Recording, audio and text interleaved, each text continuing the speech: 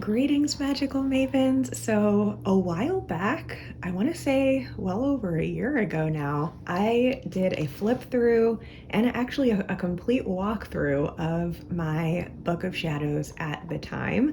And if you caught that one, I went all the way through and read you pretty much all of the pages, as well as kind of explained how my Book of Shadows was working at the time. And I said at the end of the video that I was going to come back in about 6 months and do an update, and it's been way longer than that. So right now, I am feeling like this is like really thick right now, and it doesn't need to be.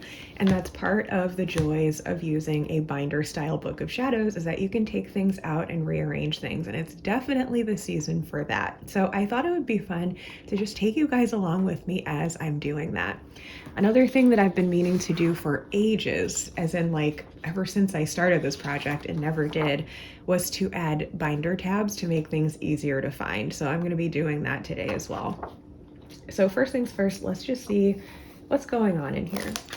So one thing that hasn't changed is I still just have my intro pages, and I'm almost feeling like it would be a good thing to replace this one, because this was from years ago now at this point. So I'm going to actually replace this page, and I'm going to sit down sometime this week and write new intentions for this next chapter of my binder.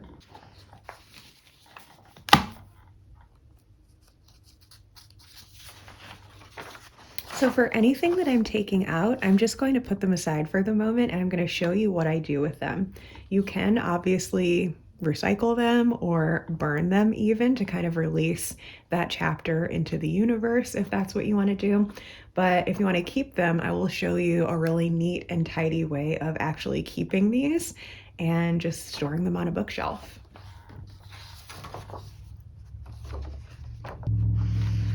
All right, so real talk here, guys. If you caught the original video, I was in a different phase of working with my binder Book of Shadows / grimoire. And I was kind of more in a grimoire phase, if you want to use more of the like technical terms, where I was kind of going through and sort of pooling all of my accumulated knowledge and wisdom on various subjects into these information style sheets. And I'm really glad I did that. It was a really fun project for me, and it was also really helpful to some of the members of the Writing Witch Coven at the time who were looking for something like this. And my intention at the time was to continue building out these sections. Like, I was going to start with an information section like this one here on the elements, and then in a following round of the Writing Witch Coven, I was then going to come in and create journal prompts related to this theme, and then we were going to add them in. And full disclosure, that did not end up happening. And the main reason is because, well, I wasn't feeling called to it energetically. And when it comes to creative ventures, I do genuinely have to be feeling called to something. Otherwise, the energy just isn't there. And then secondly, I'm also a projector in human design, which means that I kind of need an energetic invitation from others to create something if it's something that's meant to benefit others. And I definitely wasn't really getting the vibe that folks in the Writing Witch Coven were needing those particular types of prompts at the time. Really, what we ended up needing was to lean even deeper into specific topics. And of course, you probably know what those are. They're seasonal living, because that's really what we do here. So I kind of had a get real with myself moment with this, of realizing like this project is basically done for right now, the sort of various information sections. And so I'm actually going to take all of these out right now, and I'm going to put them aside, and I'm going to build a little separate book out of them, but they just don't need to be in my binder anymore. And who knows, maybe at some point down the line, I will continue that project and create journal prompts and stuff for all of these, but now just isn't the time for it. So we're going to put that aside. Now, this was when I was working on some tarot spreads for the binder, which was a really fun idea, and I really did enjoy it. at the time. But to be totally honest with you, I haven't been quite as into tarot readings as I used to be.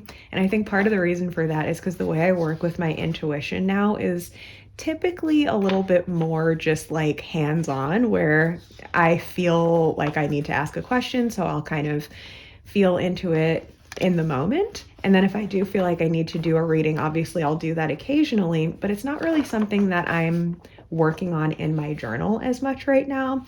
So I am going to put these aside as well. And again, I did really enjoy making this, where it's like if someone wanted to follow along with the reading, there's a page for that. And then there would be printables where this is actually like a separate sticker that's like glued on there. So there would be places to journal on each of the card placements, and you would stick your card image on there for future reference. And I do still offer this with a tarot reading if you purchase a reading from me. But as far as being in my binder, this is just kind of taking up room right now. So I'm going to go ahead and put that aside. This was another reading that I did on that eclipse that was visible here a couple of years ago. Okay, so this is another one of these chapters that was fun to make, but it doesn't really have a place in the binder anymore. So we're going to pull that. Same thing with the herbology. I think herbology I definitely do want to come back to and sort of build this out more at some point, because this is something that's still very important to me in my practice. All of these subjects are. It's just the binder is really kind of, how can I put this? It's not that any of these subjects are not important in my practice. It's more so that what I'm learning as I'm going along with this project is that my binder seems to realistically end up mainly being a place to do my seasonal journaling, my astrological journaling, and my lunar journaling. And I think the real reason for that is because at the end of the day, kind of above all else, I'm really like a seasonal living witch. And so it's really more about living in tune with the seasons as they're happening. And so what we're always doing in the Writing Witch Coven, and what I'm always doing in my practice, is creating prompts that come out at certain times of year. There's approximately 1 to 2 prompts that come out per week when we're working with both the lunar cycle and the solar cycle.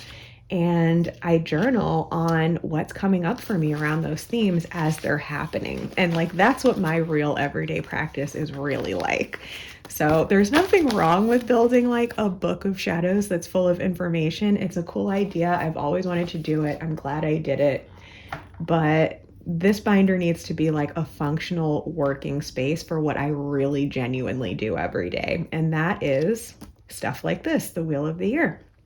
So that being said, this is the information section. So like all of these were information sections, and I intended to do what I did with the Wheel of the Year section with those, but I didn't. So basically, if you missed the original video, the recap here is that this would have been the title page, kind of like this one. And then there's information on how the Wheel of the Year works. On this one, we're looking at the solstices and the equinoxes initially, and then we're moving on to understanding the cross quarters. And this is just some wisdom that I've picked up as I've been doing this for over 10 years on just like what this means to me, and the sort of wisdom on it that I don't feel is always shared in 101 content that I would like people to know. So this was really helpful for folks in the Writing Witch Coven. I think I am going to take this out of my binder right now though, because I don't really need this recap slash review. I love having this because one day it'll be fun to look back on like how I was conceptualizing this at the time, kind of like just having written a book, so to say. But this doesn't need to be taking up space in the binder because it's not like an interactive worksheet. And that is really what I'm focused on here. So I'm going to grab this section and we're going to add that in over yonder. What I will do is I'm going to leave the cover page in here, and I'm going to attach one of these things onto it. So let me go ahead and actually start doing that.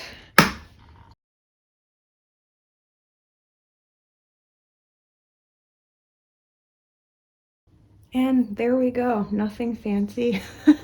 I just took a piece of packing tape, wrapped it around there, and taped it on, and that looks really cute. So that's gonna make everything so much easier. I've been meaning to do that for ages, and honestly, what's held me back is these look really primitive, and I was hoping that I would get the inspiration to make them like super fancy and really professional looking, and that just still has not happened. So today I finally sat down and just did it as basic as possible on Photoshop, and there we go. So I'm also going to make this a printable available to everyone on Patreon who is eligible to receive the seasonal living stuff, because otherwise they don't really need this. But yeah, I think this will just be helpful for everybody if they haven't already, be smarter than me and actually make some tabs for themselves by now. But there we go. So this piece I'm going to keep because this is basically showing that this is going to be a section here. And even as I continue moving stuff around in here, I'm always going to need that section. So this moves on to the interactive pages that I was talking about. And at the moment, there's an absolute crap ton of them in here, and there don't need to be anymore because this is actually multiple years worth at this point because I've been meaning to clean this out for a while.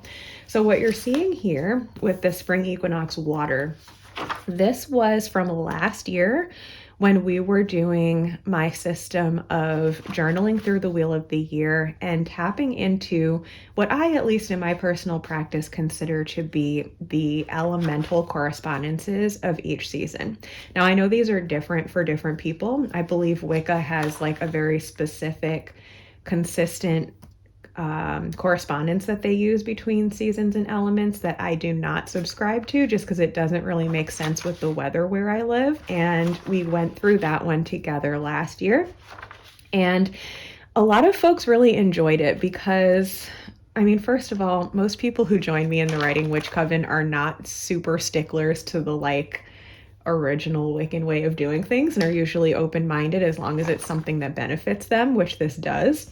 But secondly, even if someone does see the elements and their seasonal correspondences differently, this set of prompts is just really helpful anyway, because essentially what it does is it takes the seasons and all of the types of prompts that we would want for those seasons, and then it breaks them down into even deeper questions by working with at least one perspective of how elements could play into that. And basically what it looks like is you're just getting really up close and personal with yourself with these journal prompts. You're learning more about yourself, you're asking deeper questions, you're doing shadow work, you're manifesting, all of those kinds of things. So I guess to just give you an idea of what this looks like, because we will be returning to these at some point. So for spring equinox, we focused on water. So for this section, I broke down why we're working with water for the spring equinox. And it says, in this exploration, the spring equinox is represented as a time of water. Water is the element of emotional health and love for oneself and others. And it looks like, what was going on here? Okay, it looks like that's what happened. These prompts were made several years ago, and when we did them again, I updated them. So in this version, it says, in this season, we're exploring themes that encompass those energies in your life, those of water. How is the element of water showing up for you so far this season? How would you like to feel about this area of your life 6 weeks from now? So this is the updated version. It looks like for some reason I accidentally printed them both out, like the old version and the new version. So the next time we come out with this, it'll make more sense. It'll just be one prompt right there. So then we get into the actual theme. So these would be like the weekly prompts throughout that season. So one week we focused on worthiness, and the next week we focused on receiving. And then we focused on pouring from a full cup, and then leading from the heart. And then we moved on to May's Eve, and being that May's Eve is a cross quarter between a solstice and an equinox, in this system, that means that it would represent a combination of two elements. So the spring equinox being water and the summer solstice being fire, May's Eve is a combination of water and fire. In this exploration, the spring equinox is represented by water and the summer solstice is the time of fire. Being the midpoint between the two, May's Eve is a combination of watery and fiery themes. Water is the element of emotional health and love connection, and fire is the element of self-confidence and motivation for change. In this section, we'll be exploring themes that encompass both of these energies in your life. And then this asks you what your intentions are for the season, how you desire to feel by June 21st, which would be the next Sabbath, especially related to the themes of water and fire. So the weekly themes for that season were prioritizing fun, teamwork, being adventurous, and getting excited. So then we moved on to the summer solstice, which was fire. So you get the idea. So transmutation, authentic expression, empowerment, releasing anger. August Eve was the combination of fire and earth. So we focused on bringing desires down to earth, gratitude and desire, use your resources, and mind your mission. And then the autumn equinox is represented by earth. So we focused on grounding, simplification, home and hearth, and slowing down. November's Eve was the combination of earth and air. And we focused on face your fears, ghosts from the past, sweeping out the old, and sustainability. This, however, what is this? Okay, so this is actually, oh, you know what this is? This is definitely something that needs to come out now. This particular part right here was actually the workbook that I designed for one of the Empowered Modern Witches summits in the past year, where we kind of condensed a little bit of the type of work that we normally do in the Coven to kind of give folks a seasonal preview where we were specifically focusing on the entire autumn season for that summit.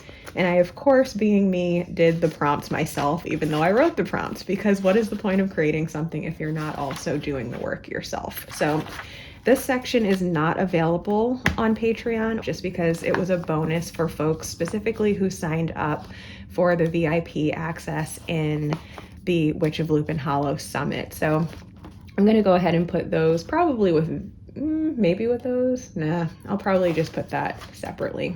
So in our regular prompts that we were doing that year, the next one was winter solstice / air. And the themes were tying up loose ends, taking an actual break, making wishes, and the midnight sun. Then we moved on to February's Eve, which is the cross quarter, which in this exploration was the combination between air and water. So we looked at creating a mantra for the new year, healthy communication, freedom within structure, and out with the old.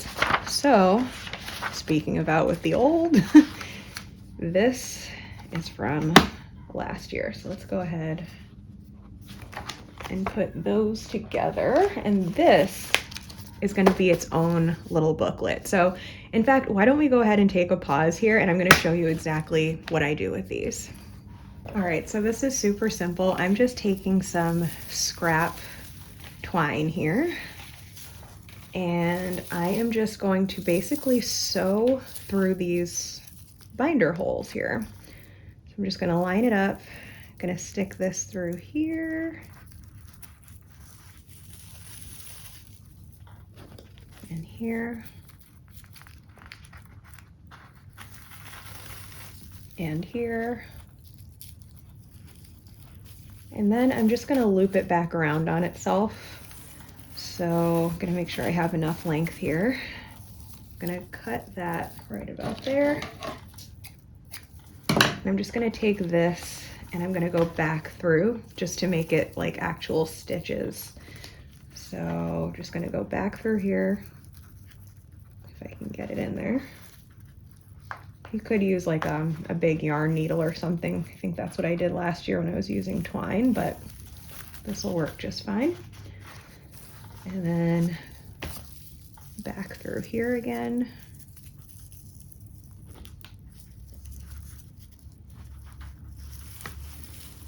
And then I'm just going to tie a cute little bow.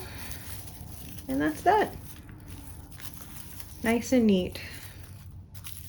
This is basically just its own little journal from the year of 2024. So if I ever want to look back at this and see how the elements were showing up for me and how I was processing and developing that year, this is right here. I can just stick this on a bookshelf or in a box, and there we go. And that's basically exactly what I'm going to do with the rest of these things as well. I just figured since we have a complete section right there, might as well go ahead and get that out of the way. Okay, so moving on to the part that I'm currently working on and continuing to be excited about is the astrological seasonal living section. So this part is going to go ahead and get one of these.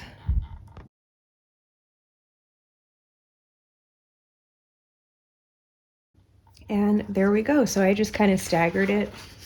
You don't have to do that, but it just makes it a little bit easier where you can see them both. So I don't know if you get the idea here because this has been a little bit of a mess as I'm cleaning it up, but this is like the main introduction sort of like page divider for the concept of seasonal living. And then within that, there would be sections. So supposing that for some reason I did want to keep this one in there. Like maybe I wanted to get really crazy and actually do 2 different sets of prompts during the same year. Like maybe do this one alongside this one, and they were both in there. I would give this one its own tab, and then I would be able to navigate between the 2 of them. But we're just going to try and get this condensed down as small as possible for the moment. So this is what we're currently working on. And if you're watching this channel and this is like not the first video that you've seen here, you're already kind of familiar with what we're working on, because the last set of YouTube videos that I did here on the Writing Witch podcast was like version 1, I guess, of this concept. And what we're currently doing in the Writing Witch Coven is like version 2.0. So essentially, this first page is just talking about how astrology is completely linked with the Wheel of the Year and how they're not really 2 separate systems. They're just a further breakdown of the same system and why that matters and why we want to work with that and how that works. And then we move on to the actual seasons. So this year we've already done Aries season. For each one, you get your cheat sheet that talks about just at a glance exactly what the season is, what it's all about, the symbols, the meanings, all of that, the basic correspondence sheet. And then there's a more in-depth page that explains in detail what all of this means.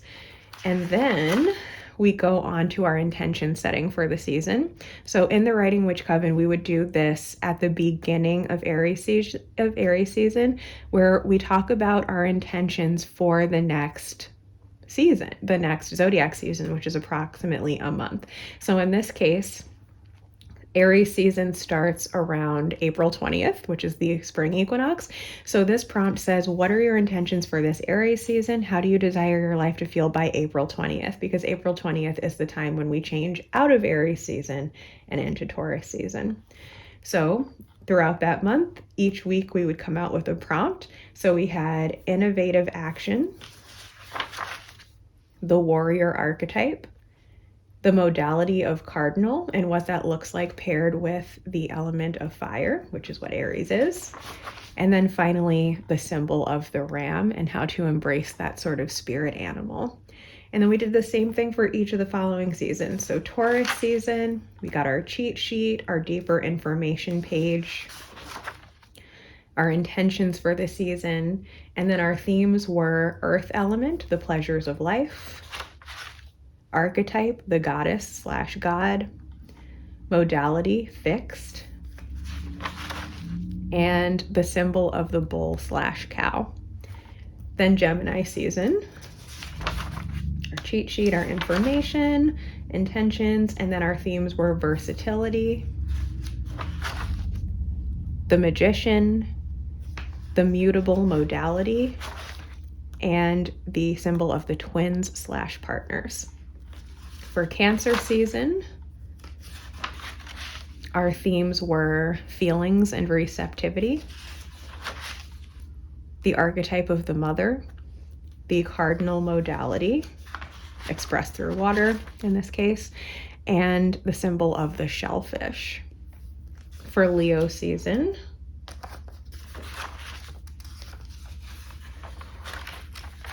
Also, anytime that you see something crossed out, that just means that my brain farted when I was working on the templates for this. So I must have designed the template when I was working on the spring equinox, and then to make things easier for myself, I went and replugged in information, and I forgot to update the date on that one. So anywhere where you see that I've crossed something out, on the next round, you'll see the proper version, because whenever I do that, I just put a scratch through it so that I make a mental note to go back into the Photoshop file, fix it, give that to my patrons, and then the following year it'll be up to date. So don't mind that. But our themes for this season were fire element, illumination, and creativity. Archetype, the sovereign. Modality, fixed, in this case, the fixed fire element. And the symbol of the lion. Virgo season, earth element, sustainability. Archetype, the priestess/priest. Modality, mutable, in this case, mutable earth element. And the symbol of the virgin/maiden. And this one kind of reminds me, since the word virgin is such a loaded term, that I'm not going to go through all of these with you guys because we are actively doing this in the Coven right now. But for all of these, this information section that you see at the top above the prompt really goes into depth on what does this actually mean for us? So I am actually going to go ahead and read this one to you just so that you get an idea of how these work. So the symbol for Virgo is a woman at harvest time, traditionally called the Virgin. While this is kind of a loaded term, whose original magical meaning is somewhat lost on us now, we can think of the word virgin here as meaning a young woman who is pure of heart. The connotation we now apply to the term virgin in modern society was not so in ancient times. The archetype of the virgin was less about a woman's sexual experience and more about her age and marital status. A young, unmarried woman, similar to the word maiden. In addition to youth and purity, the virgin archetype could also represent fertility, not yet in the full mother phase represented by the archetype of Cancer season, but in the potent maiden phase that comes before. In some cases, it was in this stage of life that a girl would dedicate herself in service to, say, a temple of a goddess, for example, instead of marrying. Applying her feminine qualities, her nurturing nature and attention to detail to a focus other than child rearing. In essence, becoming the priestess archetype associated with Virgo. Whether she chooses marriage or another vocation, the idea is that the virgin is thoughtful, selective, and dedicated to the best choices, all traits of the Virgo zodiac. In the case of the allegory of Virgo, the maiden is holding a sheaf of wheat, further contextualizing her as one dedicated to the harvest of the sacred grain, even conjuring up images of fertility goddesses like Persephone, who was first introduced in her virgin phase, but later goes on to encompass the entire life cycle within her mythological story. Regardless of whether our overall status in life mirrors the virgin archetype in any literal sense, Virgo season invites us to embrace these themes in ways that are relevant in our own lives. What are you harvesting in your life right now? How did your past choices lead you to arrive at this point? In what ways are you feeling potent? How might the choices you're making now serve you at later phases of your life? Are you using your intuition to tap into the purest truth of your heart as you choose your path? So those are all questions to potentially ask yourself as you're feeling into the main question, which is, how can you embrace the wisdom of the virgin archetype as you reap what you've sown so far and use your current resources to set yourself up for the seasons ahead? So I hope that gives you kind of an idea of how I work with my Book of Shadows, especially within the Writing Witch Coven, where folks are following along with these. For me, it's extremely, extremely important that as we're working with these ancient archetypes and these sort of like old-fashioned systems, such as astrology and the Wheel of the Year, that we're not necessarily forcing ourselves to feed into dogmatism or forcing ourselves to fit into a mold that isn't right for us. It's very much about looking at these things as concepts of stories and allegories that we can apply to our own lives by seeing things in an outside of the box kind of a way.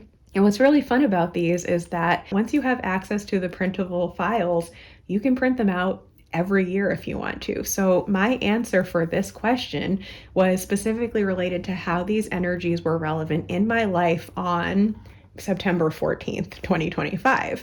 But my answer to this question might be completely different next year or the year after. And even the way that I'm relating to aspects of this archetype in my life at the time might be totally different. So I just think that's really fun, and I love to nerd out about that. But let's continue. So moving on to Libra season. Got our cheat sheets, and then we focused on the themes of the air element as balance and harmony, the archetype of the lovers, the modality cardinal, in this case cardinal air, and finally the scales. So we're currently in Scorpio season, so this is as far as I've gotten at the time of this video being recorded. We did our intentions, and then we focused on the water element themes of intensity and shadow, the archetype of the witch. This one came out the day before Halloween. You can do these at your leisure if you're in the Writing Witch Coven, but the way I have it set up on Patreon is that there are pre-scheduled posts that go out on certain days. So this one came out the day before Halloween, which was absolutely perfect for focusing on this theme of embracing the witch archetype. And then the last one that we did was the fixed modality as it's expressed through water, in this case for Scorpio. And then this one we haven't done yet, the symbol of the scorpion. So we're almost done here for this year. So for Sagittarius, our themes are the fire element, themes of philosophy and enthusiasm, the archetype of the healer, the mutable modality as it's expressed through the fire element for Sagittarius, and then finally the symbol of the archer. And then as we reach the winter solstice, it'll be Capricorn season, and we will be looking at the earth element themes of getting grounded, perfect for the new year, the archetype of the crone/sage, the cardinal modality as it pertains to earth in the case of Capricorn, and then the symbol of the goat.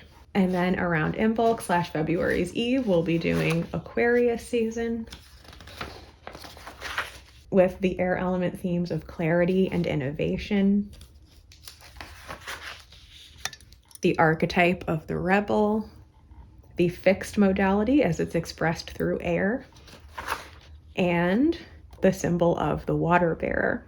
And you probably already know this if you've been watching this channel at all, but I just love the way these themes perfectly line up with what we kind of want to be focusing on as each time of the year arrives. So at Capricorn season, you might be setting intentions for the year ahead, but once Aquarius season comes along, you're kind of reinventing yourself in order to fit your new intentions. And then by the time Pisces season comes along, you're starting to really dream up this next version of yourself that's going to be reborn at the spring equinox, which happens right at the end of Pisces season. And then it would start all over again at Aries season. So finally, this is our last one, the water element themes of compassion and intuition for Pisces season, the archetype of the oracle, the mutable modality as it's expressed through the water element, and the symbol of the fish. So I'm really excited to finish these, and if you would like to join us for this journey, like I said, this has been my absolute favorite way of working through the Wheel of the Year so far. We will be circling back around to the more basic versions in future years, but if you want to jump on this one, I definitely want to invite you to join. It's not too late to join us for the remaining seasons.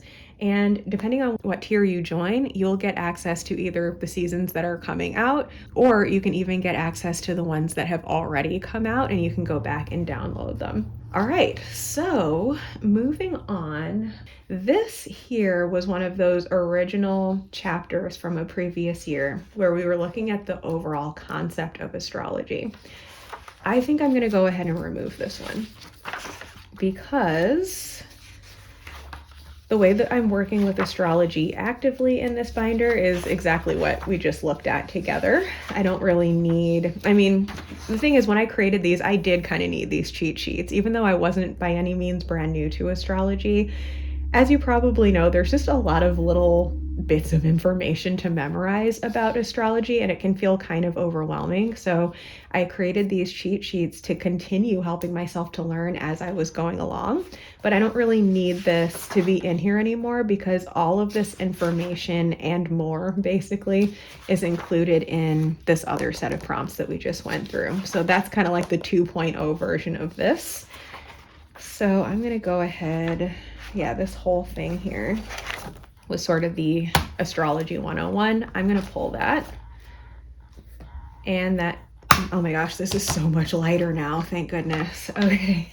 So yeah, that's almost it, guys, because this last section here is just our moon magic chapter, going back to those older chapters. And then within that section, the way that we actively work with it is through our lunar astrology prompts, which come out each week. And they are different every year. So at the beginning of every year, I sit down, I look at a calendar to find out exactly what the moon phases and signs are going to be for the year ahead. And I create these prompts in advance. And then as each week arrives, there's a notification that pops up in Patreon reminding us of which one to do and inviting us to share our biggest takeaways on the post if we so choose. And that's how we do it. So the way that I'm currently working with this binder, I don't necessarily need this Moon Magic 101 to be in here. This is information that I have been very aware of for a long time. I kind of just did this for the benefit of creating it and for those who were new to the subject. So I'm going to go ahead and take that one out, put it over here with those. However, what I am going to do, I'm going to keep this section because this is sort of our page divider, and this little tag here was my like temporary solution for not having tabs. So I'm going to take this off and replace it with one of my new ones, and then we'll take a look at what's going on in this section.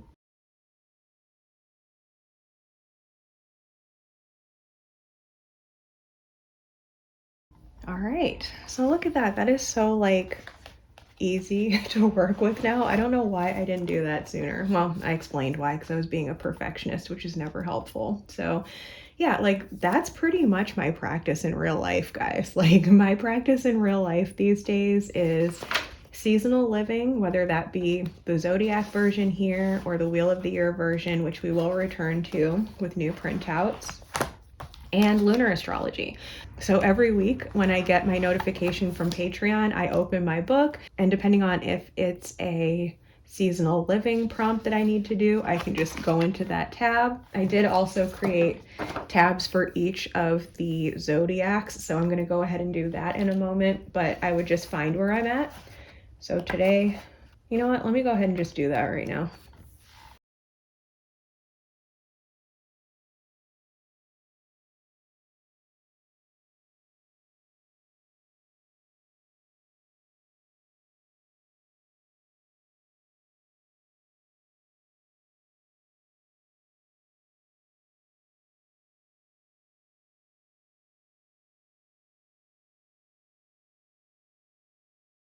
All right, there we go. After like over a year of this, I finally have tabs.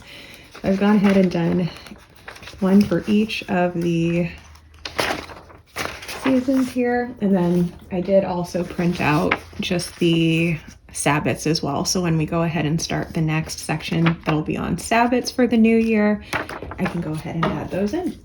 And I've got a pocket here, so I can stick those in here. Sweet. Okay, so moving on to lunar astrology, which now has a tab. So yeah, this is almost done because I think I did up to the end of December. So I'm going to need to sit down really soon and create my pages for next year, and those will be scheduled to go out to everybody. So yeah, that's pretty much what my practice looks like right now. It's basically down to just these two things. I've got my dedication that I'm going to do here I do feel like this part is still relevant because sometimes the idea behind this is that we're trying to manifest something in the year ahead, whether it's a specific thing, like me and my partner are looking to manifest our home together, or if it's just a feeling, like last year I had just moved and I wasn't looking to move right away. So my intention for that time was to feel like I was in a more stable place mentally and emotionally because I had kind of been through a lot in the last few years and really wanted some inward stability. So the intention setting for the book is totally still relevant. I think I don't know if I necessarily need to do it at a specific time. Like, I know some people might want to do this on the calendar new year or the astrological new year or whichever Sabbath they see as the new year, which is great too. But for me, I'm kind of more of a feel into it kind of person. So I felt into it and I decided right now would be a good time. So I'm going to do that this week. But yeah, the rest of it, guys, like that's my practice. I'm pretty much just flipping between. So it's Scorpio season right now, right? So when the next prompt comes out in a few days, I can just go to Scorpio season, flip to whichever one hasn't been done yet, go ahead and do that. When the lunar prompt comes out, I can just go ahead and skip over to the lunar prompt section and then just scan through until I see which one I would need to be doing. So the next one would be the one that comes out on November 12th, which is the last quarter moon in Leo.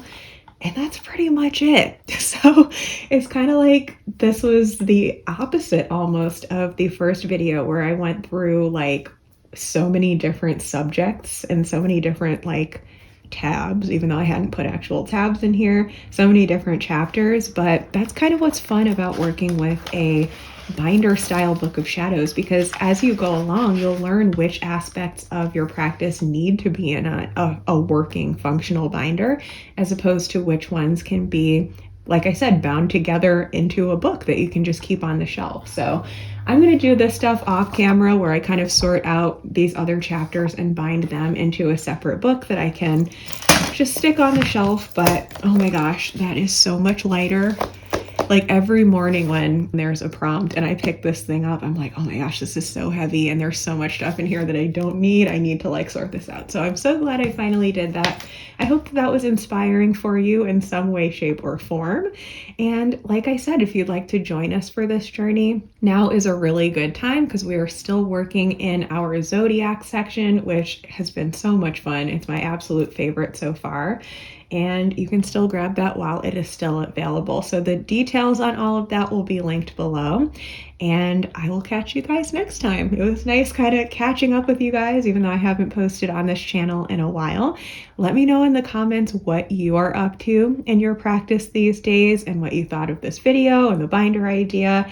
And I will hopefully see you over on my other channel, Hedge, Hearth, and Harvest, where I am still posting regularly. And until next time, blessed be.